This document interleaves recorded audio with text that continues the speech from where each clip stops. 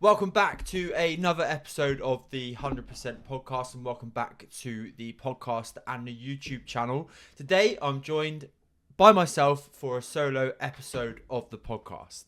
Did you know I have wrote a book? I've wrote, whatever the English is, which is great for an author. I've written my first ever book. And what I wanted to do for you, and do to you today is share the first little snippet of the book, show you, if you are watching the podcast episode today, the what it looks like so far, which is absolutely nowhere near what I want it to. So give you the first little snippet, talk to you a little bit about the book process, and invite you to buy the book at the end of the episode as well. So if you are interested in listening to how I wrote from 0 to 100, stop starting over and build something that sticks, then this is an episode for you. And it will also give me a little bit of a nice personal opportunity to read it out loud for the first time, number one, but also go over the review and writing process, which obviously started over 6 months ago from this coming through my door to where I'm at now. So without further ado, I'm going to read you the first page and a half of the book, just to give you kind of insight as to what it's about. And yeah, then you can decide for yourself whether you want to go away from this episode and buy it, right? So what is 100%? So what is 100%? I can tell you, it definitely isn't perfection.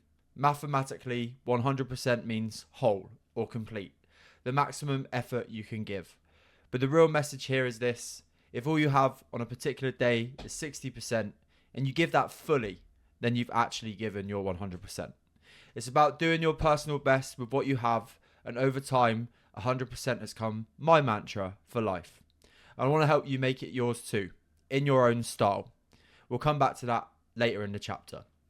Anyway, if you're ready to draw a line in the sand and move forward from your energy craving, unmotivated self that keeps turning up, then you already have everything you need to start building your version of 100%. A huge part of why I created this whole 100% journey and why this book even exists is because I found myself in a tough place. I had let unresolved issues pile up, and along the way, I built some destructive habits. Those habits led me into a spiral of low mood, anxiety, and depression, even suicidal thoughts.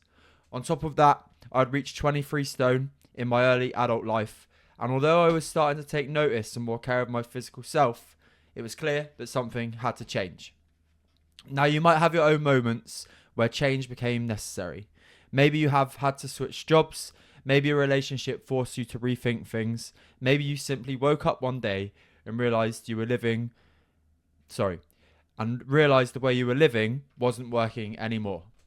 But when it comes to self-care and the way we look after ourselves, we often don't realize that we need to change. We often don't realize we need to change until it feels almost too late. That's exactly why this book exists. This book is about growth and self-development. It's about helping you develop the best growing version of yourself. And there's a reason you're reading it or listening to it. Maybe you've reached that point where you're thinking, yeah, Harry, something needs to change. And that realization is powerful. But as you read on, remember this: it's not just about recognizing the need to change, it's about taking action. And this book is designed to guide you from where you are right now to your own version of 100%, if you're willing to follow the steps. And the next bit is becoming 100% takes time, but you can go and check that out yourselves. And what I've realised there doing that is, if I was to ever make it into an audio book, it'd take me fucking ages, because I wouldn't want it to be like and Ari. But there you go. There's the first little snippet of the book. And as you can probably tell, I'm quite proud of the fact that I have that wrote down. And one of the things that struck the most when going through the writing process, which took over 6 months, is and you know what, that in the grand scheme of things, 6 months is obviously a long time. It's a long period of time to dedicate towards something, but I did get given a structured way of book writing just through the people that I have in my network, which was really cool. And it made the outcome simpler than maybe, if I was to do it free willed and free handed, which was really, really useful. But also, in the same breath, it made me dive into what 100% is fully and deeply myself, because there are some things in the book that came out around the message of what 100% is. So I was like, like I didn't realize I had that strong of an opinion on this. Or for example, like dopamine in the 21st century, I mention it so many times. I mention the news outlets and the media a number of times in this, and they're clearly things that I'm quite passionate about. And I knew that I was passionate about them things, and I knew that I felt really strongly that the way that we can get dopamine in the 21st century, and the way that we have negative news rammed down our throats on a 24/7 basis, if we allow it, if we constantly look for the headlines, and if we're constantly on our phones without muting certain news outlets and all of those kind of things. I really do feel passionate about that, and I feel that it's something that has had a profound and really impactful input into the person that I've become and am becoming. And I do feel that sometimes I have to tone down my message on, like, be careful about listening to the news, or like when I invite people to just switch off certain news outlets or come off of certain parts of social media, because quite quickly you think maybe sometimes that people label you as a tinfoil hat wearer, like conspiracy theorists, blah blah blah, all of those things that can come alongside having that kind of thing. But it's not that. I am just really passionate about, if you want to change the world, then the first place you've got to start is yourself. And I think within the whole message of 100% and stuff, maybe, or no, not even maybe, I was that person that I wanted to change the world, and things were unfair and life was happening to me, and 100% is about getting out of that little trap and impacting people yourself in a positive way. And you can't change people, but you can give people an invitation to change. You can I speak about raising money for charity in the book as well, because a lot of my focus over the last 6 years, when I was at my lowest, I did my first ever walking distance challenge, and now we've gone on to do, like, be invited to the Movember Awards, and we've done the Goggins Challenge, and we've done ultras for charity, and we've got a real focus around that, or I've got a real focus around that, and 100%. And these things came out in the book, but I just really wanted to be sure about what I was writing about. I didn't want to feel scared, or I didn't want to have any scarcity about what I was writing about, and I wanted to feel like I was sharing all of my passion and all of my knowledge with you. If I was to say that, like, one regret maybe from the process, but this can be added in at a later time, is that, like, I've left all of my passion, I've left all of my heart, I've put all of my points together.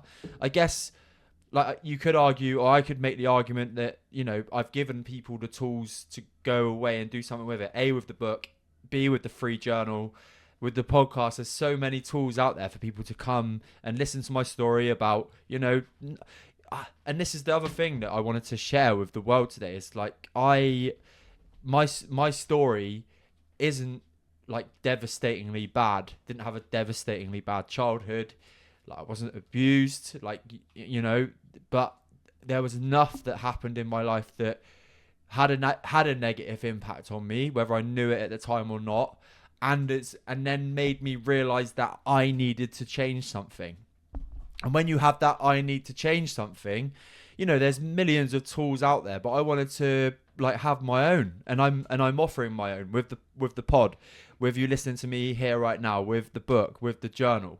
And I do feel passionate that people can change, and they can change the world, but you have to start with you if you're going to change the world. You can't be pointing fingers at certain leaders, and you can't be pointing fingers at your parents, your bosses, and all of those kind of things, and this is unfair, that's unfair, if some of your own habits are unfair on yourself too. And that's not supposed to sound patronizing, it's just the truth, because you got to be in a good place for you to have an impact on the people around you. And actually, imagine if everybody had that attitude of, if I have a good impact on 10 people around me, and then those 10 people around me feel that shift of energy, that they will then inspire 10 people around them. 10 times 10, 100. That's, you can see that wasn't even 100 link. It was just about the message of, change you to change the world, not the other way around. Oh yeah, the realization of how hard it is to be a self-published author as well. Again, not supposed to sound like I'm asking for violins to be played as I'm talking about right now, but because I've done it self-published, I've not been reached out to by Penguin, and they've definitely not even heard of the book. They haven't reached out and said, oh, here's X, Y, and Z amount of money. Here's a designer, here's this, here's that. Your book's going to look super professional. I've had to do it all of myself. And don't get me wrong, the design of the actual cover and what it looks like inside it's not bad. But it's certainly not world-class publishing material the way that I've done it with Amazon. And I think as well, it can be the reality of what you do. My podcast episodes, I've got a pretty cool setup, but my camera's not, £1,000. I don't have a green screen. I'm just me. And the book, I think, just falls really nicely into that trap. And I guess, I'm pretty good and pretty averse at flipping that. It's positive. It shows me a little bit more. But, I've got to go through a whole nother process now to be like, right, this blurb needs to look better. I want the, some of the chapters start at the bottom, or some of the headlines, sub-headlines start at the bottom of the page. I'm showing on the video version right now. You can see where I'm pointing here for YouTube. Hi, YouTube. Here. It starts at the bottom of the page, where actually I'd quite like a fresh start. That's me just being fussy, right? And then the front as well. I love the design, but it's just not that good a quality. I'd like it to be better quality, and that's just me being fussy. And yeah, like I say, it's just a reality of the situation. Another thing as well, it was really nice to share that chapter with you today, or the start of the chapter today, because I think, I've got this book. I'm being challenged to dive into it a little bit more. That's a bit of openness from me. I am, even when I'm doing fundraising, I feel it. I always think about the knock-on effect onto other people. So, here's Harry again talking about him raising money for X, Y, and Z, doing X, Y, and Z. I always think about that for some reason. And then maybe I downplay what I've achieved. And I know I did a podcast episode on the Goggins Challenge, and I know I did really well and got invited to Movember. But if I did speak a bit more and not care how much I was talking about it, how much more could I have raised, And I feel a bit like that with the book. I've written a book. It's pretty fucking cool. And I keep having to remind myself of that. And I keep having to remind myself, if I don't push it, nobody else will. A bit like I've spoke to some professional boxers just starting out in the game. All of their fundraising, all of their sponsors, all of their nutritionists and training, they have to dig out themselves at that level. It's not like Anthony Joshua at the top. They've got Eddie Hearn literally sat behind him, rubbing his hands, because AJ's a world-class boxer and just won the Olympic gold medal, and he's going to do all of that legwork and marketing for him. Similar for this book, right? I've definitely don't have, like I was saying, somebody over my shoulder going, we're going to do this marketing, we're going to do that marketing, I'm going to be your manager, blah, blah, blah. I've got to talk about this, otherwise no one will fucking know about it. So this is why I'm doing this episode today. I wanted to share it with you anyway. I am proud of it. There's no way. And the one real cool thing from writing this book is when you publish a book, you have the opportunity to have it copyrighted, obviously. But secondly to that is you get to write a dedication.